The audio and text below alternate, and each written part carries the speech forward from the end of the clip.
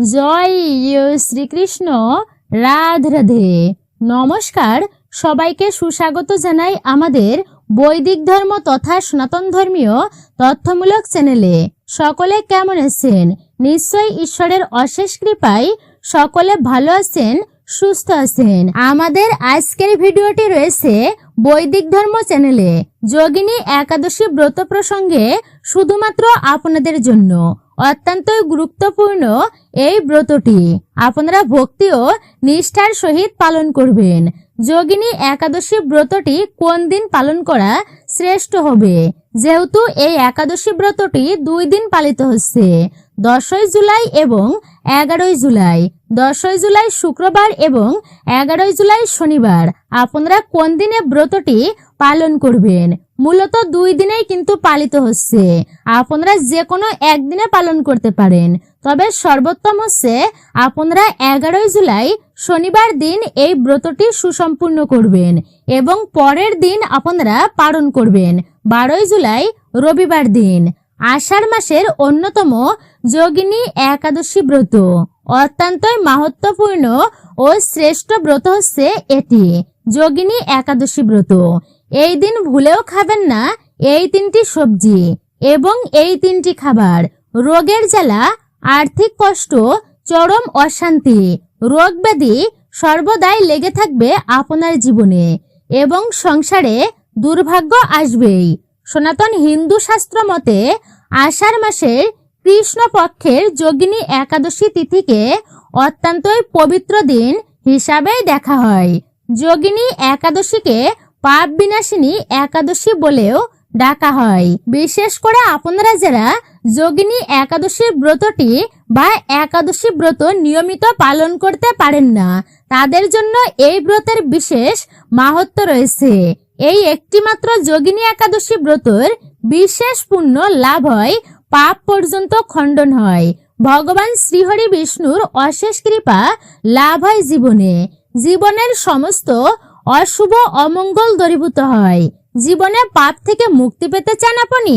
তাদের জন্য যোগিনী একাদশী এক অনন্য বিরাট সুযোগ হচ্ছে এটি। এটি কেবলমাত্র শ্রদ্ধা ও নিষ্ঠার সঙ্গে পালন করলে জীবনে অনেক বাধা দূরীভূত হতে পারে এবং ভগবান শ্রীহরি বিষ্ণুর অশেষ কৃপা নিয়ে আসে।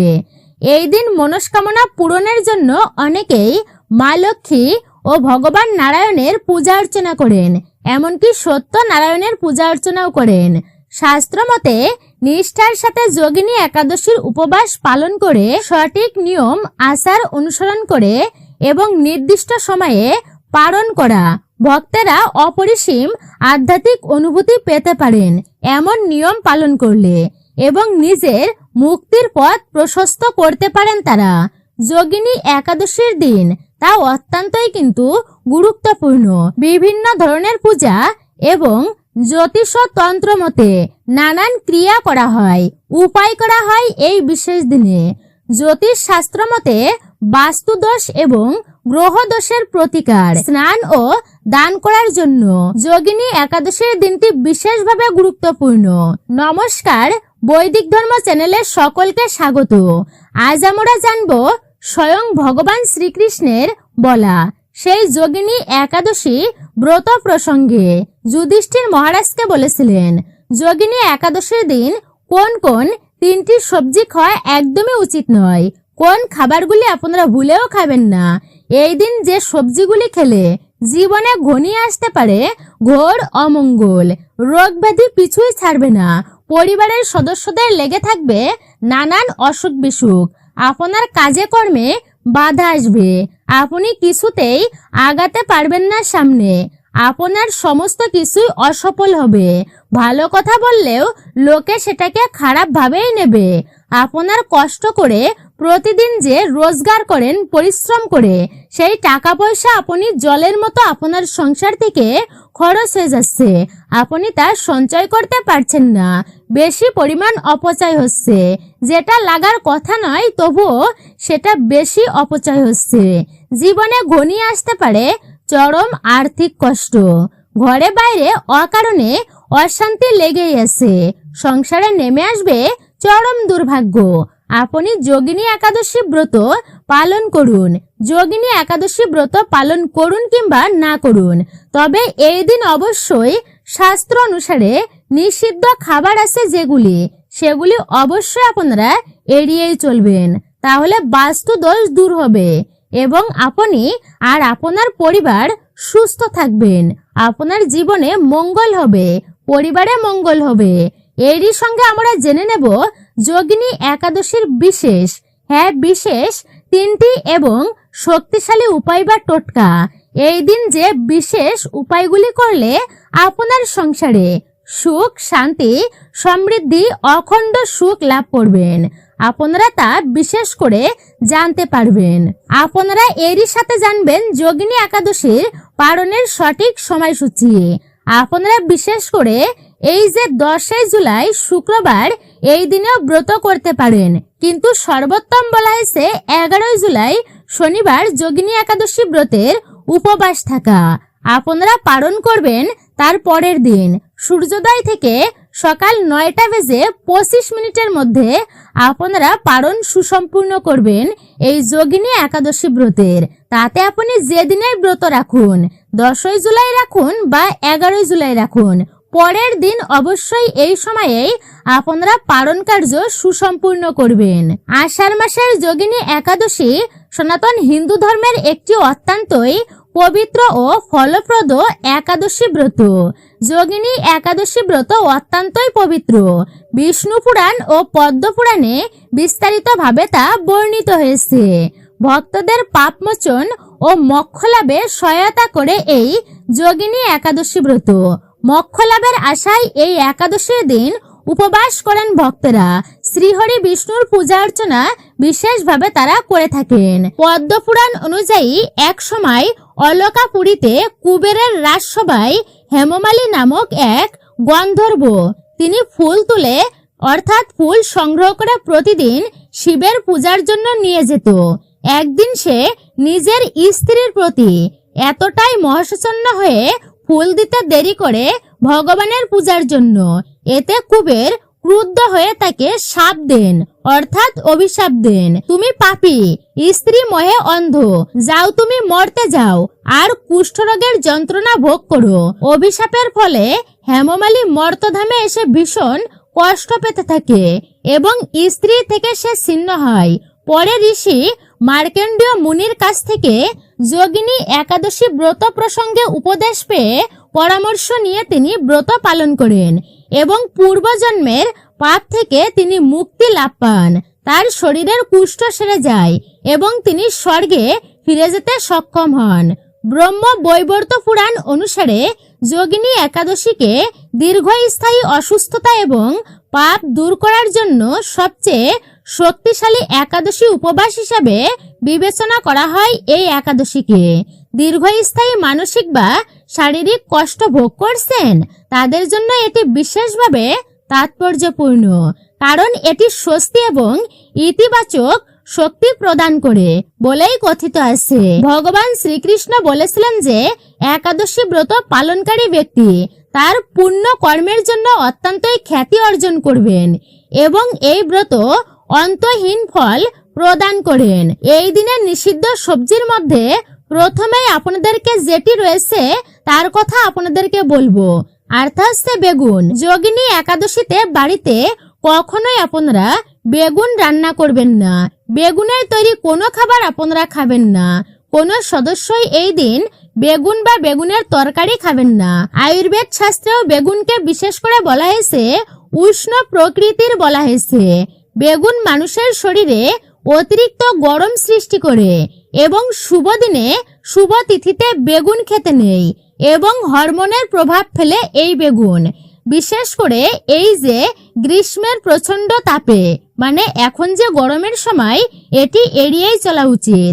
যোগিনী একাদশীতে বেগুন খেলে বাড়িতে রোগ ব্যাধি লেগেই থাকে, আর ধর্মীয় মতে বেগুনকে কখনোই শুভ হিসেবে গণ্য করা হয়নি। তাই ধর্মীয় যেদিন বিশেষ তিথি থাকে, শুভ তিথি থাকে, সেই দিন বেগুনের কোনো প্রয়োগ করা চলেই না। বেগুনের কোনো খাবার তৈরি করা হয়ই না, বেগুনকে বাদ দেওয়া হয়। রোগের পিছনে খরচ করতে করতে আপনি সর্বশান্ত হয়ে যাবেন এবং এই দিন বিশেষ করে কোনোভাবেই বেগুন দিয়ে তৈরি কোনো খাবার মুখেই তুলবেন না। এছাড়াও এই দিন আমিষ খাবার আপনারা একদমই পরিত্যাগ করবেন, যেমন মাছ, মাংস, ডিম, পেঁয়াজ, রসুন, মুসুর ডাল, মাসকলাই, পুঁই শাক আপনারা এগুলি এড়িয়েই চলবেন। আপনারা রান্নায় সাধারণ লবণের পরিবর্তে সন্দর্ভ লবণ ব্যবহার করবেন। আর সরিষার তেলের পরিবর্তে সয়াবিনের তেলের পরিবর্তে আপনারা ঘি ব্যবহার করুন একাদশী ব্রতের দিনে। এই দিনের দ্বিতীয় সবজিটি হচ্ছে যেটা আপনি ভুলেও খাবেন না, আর সেটা হচ্ছে পুঁই শাক বা কলমি শাক। বিশেষ করে খাদ্যগুণে ভরপুর হলেও কিন্তু এই দিনে এগুলি এড়িয়ে চলতেই হবে আপনাদেরকে। পুঁই শাক ভিটামিন ও মিনারেল সমৃদ্ধ একটি শাক, এবং পুঁই শাক আর কলমি শাক খেতে সুস্বাদু হলেও আর এতে প্রচুর পরিমাণ ভিটামিন থাকলেও শাস্ত্র মতে এগুলি তামসিক খাবার এবং প্রচুর পরিমাণে নেগেটিভ শক্তিকে আকর্ষণ করে থাকে। তাই আপনারা এই যোগিনী একাদশী ব্রতের দিনে বাড়িতে পুঁই শাক বা কলমি শাক বিশেষ করে রন্ধনই করবেন না, এড়িয়েই চলবেন। কোনো প্রকার শাক আপনারা এই দিনে খাবেন না। এছাড়া কোনো প্রকার নেশা জাতীয় দ্রব্য আপনারা এই দিনে গ্রহণ করবেন না। যারা সাত্ত্বিক আহারী নন, নেশা দ্রব্য গ্রহণ করেন, নেশা কিন্তু কখনোই ভালো নয়, এটি কখনোই জীবনে শুভ কিছু বয়ে আনে না, তাই এগুলি ত্যাগ করাই উচিত।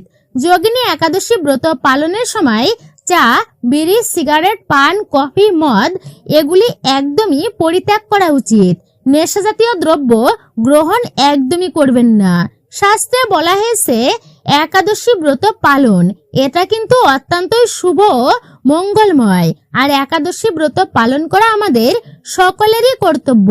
এবং যারা একাদশী করবেন এই দিন বিশেষ করে আপনারা পঞ্চ রবিশস্য অবশ্যই পরিত্যাগ করবেন, এড়িয়েই চলবেন। কারণ পঞ্চ রবিশস্য একাদশীতে গ্রহণ করলে সেই ব্রত পর্যন্ত নষ্ট হয়ে যায়। ব্রতের কোনো পুণ্য ফলাফল অর্জন হয় না, বরঞ্চ পাপের অংশী হতে হয়, মহা পাপ লাগে। এমনকি বড় বড় ভয়ানক পাপ যা আপনি কখনোই করেননি সেই পাপের ভাগীও হতে হবে আপনাকে। একাদশী ব্রত পালন করার সময় আম, কলা, পাকা পেঁপে, তরমুজ, আনারস, লেবু আপনারা এই সমস্ত ফল অবশ্যই গ্রহণ করতে পারেন। ফল সর্বদাই পবিত্র, আর ফল কিন্তু সর্বদাই পবিত্র ও পুণ্য। আপনারা এটি অবশ্যই গ্রহণ করতে পারেন। আপনারা বিশেষ করে এই দিনে দুধের তৈরি খাবার, ছানা, সন্দেশ, ঘি, আলু, গোলমরিচ আপনারা এগুলি গ্রহণ করবেন। আপনারা অবশ্যই পানি ফলও খেতে পারেন এবং বিভিন্ন ধরনের ফল আপনারা গ্রহণ করবেন। তবে বিশেষ করে আপনারা দোকানের মিষ্টি জাতীয় দ্রব্য পরিত্যাগ করাই উচিত, কারণ এগুলিতে পঞ্চরবিশস্যর যদি সংমিশ্রণ থাকে তাহলে আপনার ব্রতটা কিন্তু সম্পূর্ণই ভেঙে যাবে, অর্থাৎ আপনার ব্রতটি সম্পূর্ণই কিন্তু নষ্ট হয়ে যাবে। আপনারা এই দিনে ভুলেও আটার তৈরি কোনো খাবার গ্রহণ করবেন না। এই দিন তুলসী পাতা দিয়ে ভগবান শ্রীহরি বিষ্ণুর বা ভগবান শ্রীকৃষ্ণের আপনারা পূজা অর্চনা করবেন। পাঠ করুন বিষ্ণুর সহস্র স্তোত্র, অর্থাৎ বিষ্ণুর সহস্র নাম পাঠ করুন। আপনারা এই দিনে হরে কৃষ্ণ মহামন্ত্র অবশ্যই জপ করবেন।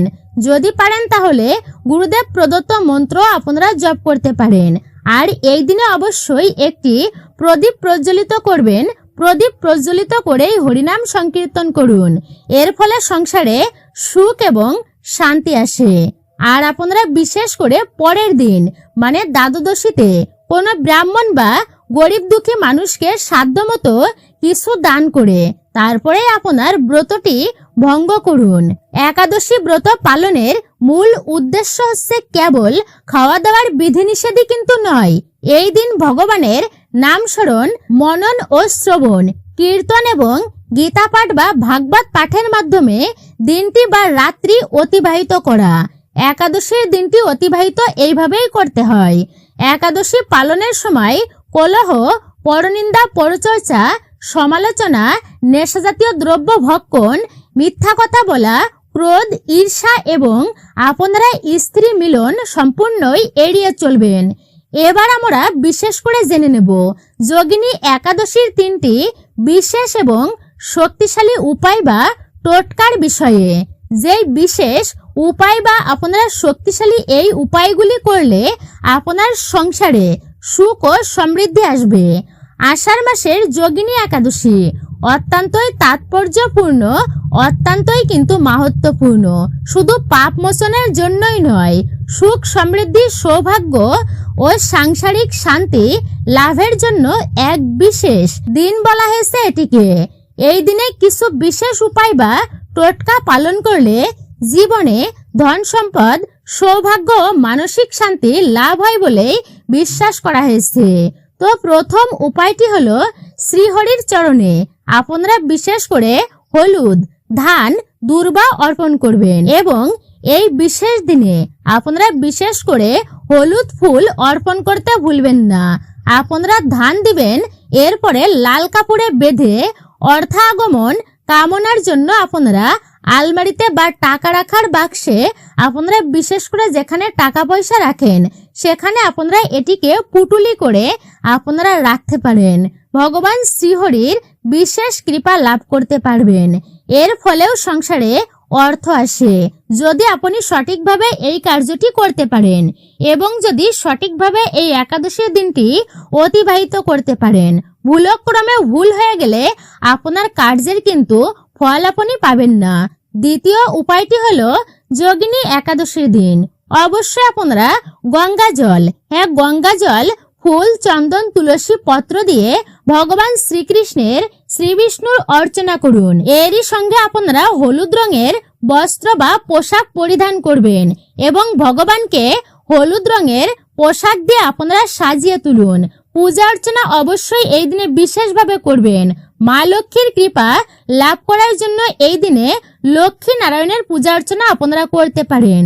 তৃতীয় উপায়টি হচ্ছে যোগিনী একাদশীর দিন সন্ধ্যাবেলায় মা লক্ষ্মীর প্রিয় শ্রী সূক্ত আপনারা পাঠ করবেন। শ্রী সূক্ত পাঠ করলে অর্থ সৌভাগ্যের পথ খুলে যায়। এছাড়া শঙ্খে জল ভরে তার উপর শ্রী সূক্ত পাঠ করে সেই জল আপনার ঘরে ছিটিয়ে দিলে ঘর থেকে নেগেটিভ শক্তি তা দূরীভূত হয়। যোগিনী একাদশীর দিন শাস্ত্র অনুসারে তৃতীয় যে সবজিটি আপনারা খাবেন না আর তা হচ্ছে সিম বা মটরশুঁটি বা বরবটি। এই দিন ভুলেও কিন্তু বাড়িতে কখনোই সিম আপনারা রন্ধন করবেন না। পরিবারে কোনো সদস্যই এই দিনে এই খাবার ভুল করেও আপনারা খাবেন না। এই দিন সিম খেলে বাড়িতে রোগ ব্যাধি লেগেই থাকবে। যোগিনী একাদশীর দিন কোনোভাবেই এই খাবারগুলি আপনারা ভুল বশতও কিন্তু মুখেই তুলবেন না। এছাড়া এই দিন মানে একাদশীর দিন চুল দাড়ি নখ কাটা ক্ষৌরকর্ম সম্পূর্ণই কিন্তু আপনারা একদমই এড়িয়ে চলবেন। এছাড়া এই যোগিনী একাদশীর মতো শুভ দিনে সকল প্রকার ক্ষৌরকর্ম চুল দাড়ি নখ কাটা আপনারা সম্পূর্ণই এড়িয়ে চলবেন। এই দিনে কাউকে আঘাত করবেন না, অপমান করবেন না, বৃক্ষ আদি আপনারা কাটবেন না, পশু পাখিকে আপনারা মারবেন না। সম্পূর্ণই আপনারা এই দিনগুলি ভক্তিময় ভাবেই পার করবেন। আর বিশেষ করে আপনারা এই দিনে মুখের ভাষাটা ঠিক করুন এবং আপনারা এই দিনে অবশ্যই শুধুমাত্র যে এই দিন তা কিন্তু নয়, আপনারা অবশ্যই নিয়ম মেনে প্রতিটা দিনই কিন্তু অবশ্যই পালন করা উচিত। মিথ্যা বলা কখনোই উচিত নয়, পরিত্যাগ করা অবশ্যই উচিত। আর নেশাজাতীয় দ্রব্য কখনোই ভক্ষণ করা উচিত নয়, গুরুজনদের কখনোই অপমান করা উচিত নয়। শুধুমাত্র যে এই দিন তা কিন্তু নয়, এগুলি কখনোই করা উচিত নয়। এইবার আপনারা শ্রবণ করুন যোগিনী একাদশীর ব্রত কথা, ব্রত মাহাত্ম্যটি কি রয়েছে। যোগিনী একাদশী ব্রহ্ম বৈবর্ত পুরাণে আষাঢ় মাসের কৃষ্ণ পক্ষের একাদশীর ব্রত মাহাত্ম্য যুধিষ্ঠির শ্রীকৃষ্ণ সংবাদ রূপে বর্ণিত আছে। যুধিষ্ঠির বললেন, হে বাসুদেব, আষাঢ় মাসে কৃষ্ণপক্ষে একাদশী মাহাত্ম্য কৃপাপূর্বক আমাকে বলুন। শ্রীকৃষ্ণ বললেন, হে মহারাজ, সকল পাপ বিনাশিনী ও মুক্তিপ্রদ এই উত্তম ব্রতের কথা বলছি, আপনি শ্রবণ করুন। আষাঢ় মাসের কৃষ্ণপক্ষে একাদশী যোগিনী নামেই খ্যাত। মহাপাপ নাশকারী এই তিথি ভবসাগরে পতিত মানুষের উদ্ধার লাভের একমাত্র নৌকা স্বরূপ। ব্রত পালনকারীদের পক্ষে এটি সর্বশ্রেষ্ঠ ব্রত বলেই প্রসিদ্ধ। এই প্রসঙ্গে আপনাকে একটি পবিত্র পৌরাণিক কাহিনী বলছি। অলকা নগরে শিবভক্ত পরায়ণ কুবের নামে এক রাজা ছিল। তিনি প্রত্যহ শিব পূজা করতেন। তার হেমমালী নামে একজন মালী ছিল। প্রতিদিন শিব পূজার জন্য মানস সরোবর থেকে সে ফুল তুলে যক্ষরাজ কুবেরকে দিত। বিশালাক্ষী নামে হেমমালীর এক পরমা রূপবতী পত্নী ছিল। সে তার সুন্দরী পত্নীর প্রতি অত্যন্তই আসক্তি ছিল। একদিন সে তার স্ত্রীর প্রতি আসক্ত হয়ে রাজভবনে যাওয়ার কথা ভুলেই গেল। বেলা 2 প্রহর অতীত হলো। অর্চনের সময় চলে যাচ্ছে দেখে রাজা ক্রুদ্ধ হলেন। মালির বিলম্বের কারণ অনুসন্ধানে এক দূত প্রেরণ করলেন। দূত এসে রাজাকে বলল সে গৃহে স্ত্রীর সাথে আনন্দে মত্ত। দূতের কথা শুনে কুবের অত্যন্তই রেগে তখনই মালিকে তার সামনে হাজির করতে আদেশ দিল। এইদিকে মালি কুবেরের পূজার সময় অতিবাহিত হয়েছে বুঝতে পেরে অত্যন্তই ভয় পেল। তাই স্নান না করেই সে রাজার কাছে উপস্থিত হলো। তাকে দেখা মাত্রই রাজা ক্রোধ বসে চোখ রাঙিয়ে বললেন, রে পাপিষ্ঠ, দুরাচার, তুই দেব পূজার পুষ্প আনতে অবজ্ঞা করেছিস, তাই আমি তোকে অভিশাপ দিচ্ছি। তুই শ্বেতকুষ্ঠগ্রস্ত হয়ে যা এবং তোর প্রিয়তমা ভার্যার সাথে তোর চিরবিয়োগ সংঘটিত হোক। ওরে নিস, তুই এখনই এই স্থান থেকে ভ্রষ্ট হয়ে অধোগতি লাভ কর। কুবেরের এই অভিশাপে হেমমালী পত্নীর সাথে স্বর্গভ্রষ্ট হয়ে দীর্ঘকাল যাবৎ কুষ্ঠরোগ ভোগ করতে লাগলো। রোগের যন্ত্রণায় বেদনায় বহু কষ্টে সে জীবনযাপন করতে লাগলো। কিন্তু দীর্ঘদিন মহাদেবের অর্চনের ফুল সংগ্রহের স্বীকৃতির ফলে সে শাপগ্রস্ত হয়েও বৈষ্ণব শ্রেষ্ঠ শিবের মিশ্রণ হয়নি। একদিন হেমমালী ভ্রমণ করতে করতে হিমালয়ে শ্রী মার্কেন্ডীয় ঋষির আশ্রমে উপস্থিত হলো। কুষ্ঠরোগে পীড়িত সপত্নী হেমমালীকে দর্শন করে শ্রী মার্কেন্ডীয় তাকে জিজ্ঞাসা করলেন, তুমি কার অভিশাপে এরকম নিন্দনীয় কুষ্ঠরোগগ্রস্ত হয়েছো? সে উত্তর দিল, হে মুনিবর, রাজা ধনকুবেরের। আমি ভৃত্য ছিলাম। আমার নাম হেমমালী। আমি প্রতিদিন মানস সরোবর থেকে ফুল তুলে শিব পূজার জন্য রাজাকে দিতাম। কিন্তু দুর্ভাগ্যক্রমে একদিন স্ত্রীর মনোরঞ্জন হেতু কামাসক্ত হয়, সেই ফুল দিতে বিলম্ব হয়। রাজার অভিশাপে এই রকম দুর্দশাগ্রস্ত হয়েছি। পরোপকারী তো সাধুগণের স্বাভাবিক কর্ম। হে ঋষি শ্রেষ্ঠ, আমি অত্যন্তই অপরাধী। কৃপা করে আমার প্রতি প্রসন্ন হন।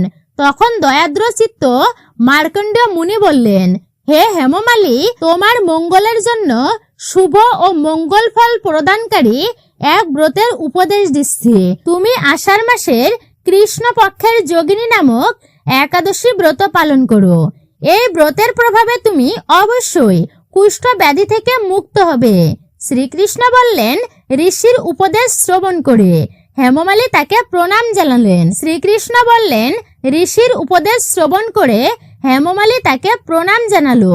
পরে অত্যন্তই আনন্দে ঋষির আদেশ মতো নিষ্ঠার সঙ্গে যোগিনী একাদশী ব্রত পালন করলো।